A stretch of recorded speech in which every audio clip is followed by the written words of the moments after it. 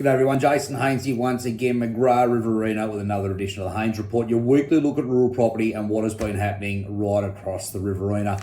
Well, what's been happening, there's plenty of activity, particularly off the back of those last lot of rains. We've got crop going in that winter space, especially in that irrigation area at the moment. We've got a combination of cropping and harvesting going underway, so pre-watering's underway. The air seeders are rolling at the moment, both in the dry land and irrigation. And on top of that, the headers are rolling. There's corn harvest underway. I see cotton has started to the west of us. Very early days with the cotton yet, but it's underway. And rice harvest is well and truly underway at the moment as well.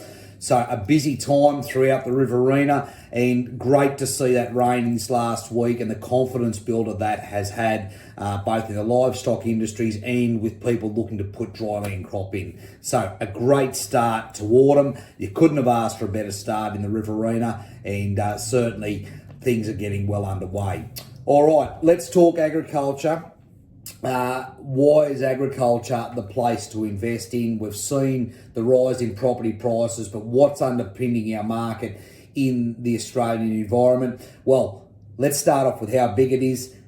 Who would have thought the ag sector or ag real estate in Australia is just over $3.6 trillion. Yes, T with a trillion, we can talk trillion in Australia. Which is about a third the size of the housing market in Australia, but coming in at just on $10 trillion in total capitalisation. And the other sector in Australia being the commercial real estate sector, worth about $1 trillion in total capitalisation. So agriculture is quite strong and a big solid place to invest in real estate. Now, what's underpinning the growth in that?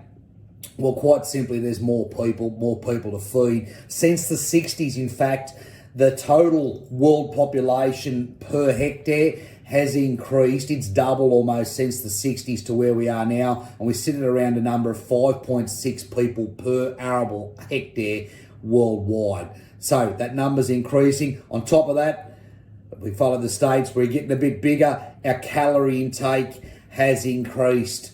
Our kilojoules intake, should I say, has increased by some 60% in that same time. So more production needed across the world, more demand for food on an ever shrinking area, and we've got good fundamentals for a real estate market for now and increasing into the future. All right, what else has been happening right across the region? Well, we've got Balbora. I don't know if I mentioned that one last week. Balbora is under offer now, so we've got the new people have moved into Balbora in Finley, a good property sale there on some 1,500 acres of cropping country.